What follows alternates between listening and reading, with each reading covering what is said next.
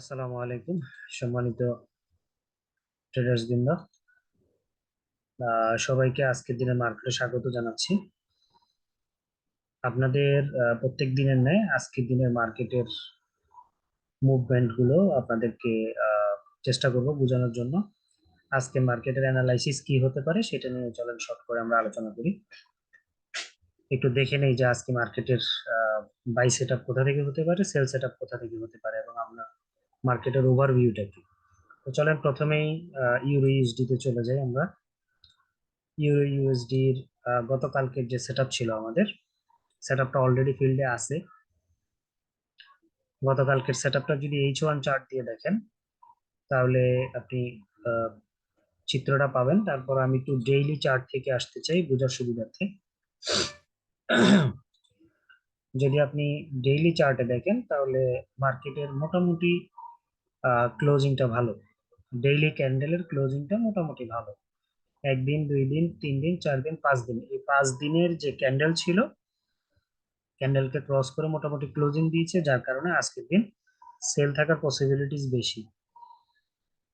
Market যতটুকু দেখাচ্ছে তাতে মার্কেট মনে হয় সেল থাকবে সম্ভবত। তো চলেন H1 চার্টে আমরা যদি গতকালকের যে ভিউ, সেই ভিউটা যদি আমরা দেখি তাহলে আপনার এখানে অলরেডি করা আছে।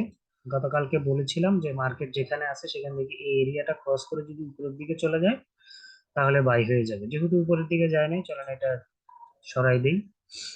নিচের দিকে যেটা ছিল সেটা হচ্ছে যে দুটো এরিয়া দিয়েছিলাম, এটা হচ্ছে এই এরিয়াটা ক্রস করে যদি এখানে রিটেস্ট করে আমরা সেল নিতে পারবো, আবার এই এরিয়াটা ক্রস ক্রস করে রিটেস্ট করলে আমরা সেল নিতে পারবো। Okay fine.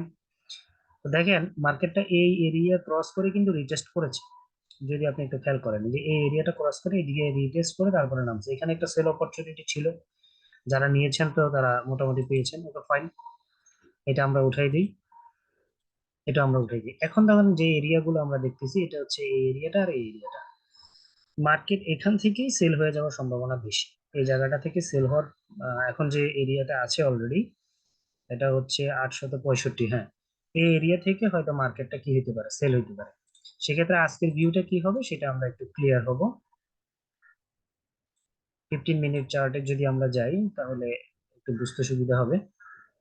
আচ্ছা, ওকে ফাইন। আপনারা এখন যেখানে আছি, যে জায়গাতে আছি, আমরা যদি এই জায়গাটা ক্রস করতে পারে মার্কেট, সেটা হচ্ছে এই এরিয়াটা, এটা পরে হচ্ছে 852 বা 50। এই এরিয়াটা ক্রস করে যদি ভালো ক্লোজিং দেয় এখান থেকে রিটেস্টে আপনারা সেল নিতে পারবেন। অথবা আপনার একটু ওয়েট করলে 850 থেকে 840, যে আগের এরিয়াটা ছিল, এটা ক্রস করে নেমে গেলেও আপনারা সেল নিতে পারবেন। আমি আর একটু বড় করে দিই তাহলে বুঝতে সুবিধা হবে। এই যে এই এরিয়াটা, এই এরিয়াটা ক্রস করলে 850 থেকে ধরেন 846, অল্প একটু জায়গা। এই এরিয়াটা ক্রস করে যদি মার্কেট নামে তাহলে আপনারা সেল নিতে পারবেন ইউএসডি। এখানে রিটেস্ট করলে আপনারা সেল নিতে পারবেন। ঠিক আছে? আচ্ছা, এখানে যেখানে আছে এখান থেকে মার্কেট সেল হয়ে যাওয়ার সম্ভাবনা বেশি, হয়তোবা মার্কেটটা আরেকটু উপরের দিকে আসতে পারে। এই জন্য এইখানে আমি বলবো যে আপনারা এখন সেল নিয়েন না। মার্কেটে এই এরিয়াটা ক্রস করে নেমে গেলে সেলটা সেভ হয়ে যাবে, আপনারা তখন সেল নিতে পারবেন।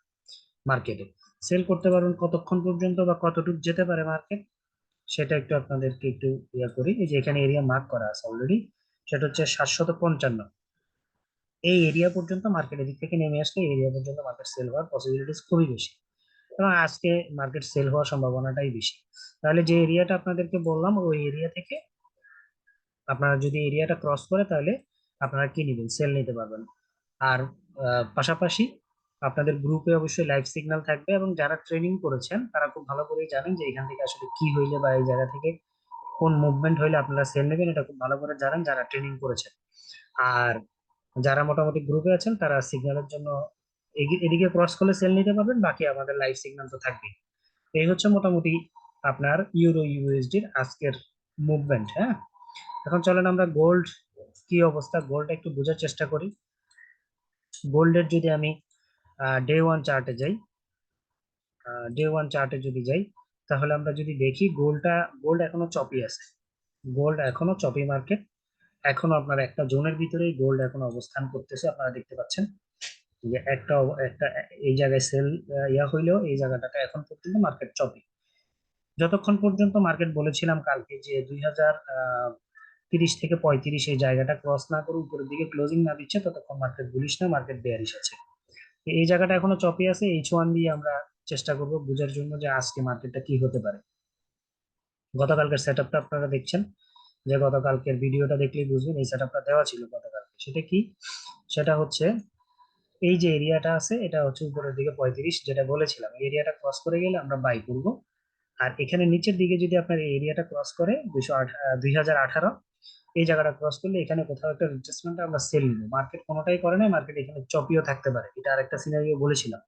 এবং এই জায়গাগুলো মার্ক করা আছে, এগুলো কালকে ভিডিও দেখলে আপনারা বুঝতে পারবেন। কিন্তু এই জায়গাতেও আমরা মোটামুটি গতকালকে 2 থেকে 3টা আমরা 2 থেকে 3টা আমরা ট্রেড নিয়েছি এবং আমরা প্রফিটও করেছি।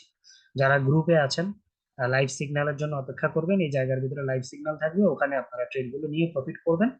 আর এই জায়গাটা ক্রস করলে কি করতে হবে আবারও বলতেছি, সেটা আপনারা যারা ট্রেনিং করেছেন তারা তো খুব ভালো করেই জানেন যে এখানে ক্রস করলে কি করতে হবে, তারপর আমাদের লাইভ সিগন্যাল থাকবে।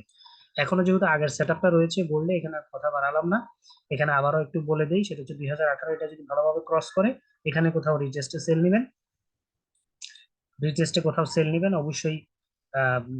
গ্রুপে যে লাইভ সিগন্যাল আছে, লাইভ সিগন্যাল থাকলে ওই অনুযায়ী সেল নেবেন। আর এখানে এই এরিয়াটা ক্রস করলে আবার সেলে যেতে পারবো।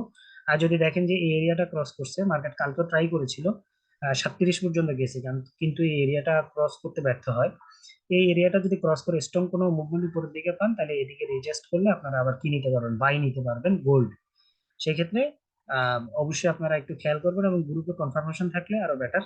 গ্রুপের সিগন্যাল গুলো আপনারা ফলো করবেন, গতকালকে মোটামুটি গ্রুপে ভালো প্রফিট হয়েছে, আশা করি আজকেও প্রফিট হবে। তো ঠিক আছে, যেভাবে আমি সেট আপ দিলাম সেই সেট আপ আপনারা ট্রেড করেন, সবাই ভালো থাকেন, সুস্থ থাকেন। সবাইকে বলছি যে একটু সাবধানতার সাথে ট্রেড করবেন, গতকালকেও বলেছিলাম একটু সাবধানতার সাথে ট্রেড করতে হবে, যেহেতু একটা যুদ্ধ ভাব ভাব সব জায়গায়। একটু সাবধানতার সাথে এবং যে কোনো ট্রেডে অ্যাসেলটা কি করবেন, নেওয়ার চেষ্টা করবেন। সবাই ভালো থাকবেন, সুস্থ থাকবেন। আসসালামু আলাইকুম।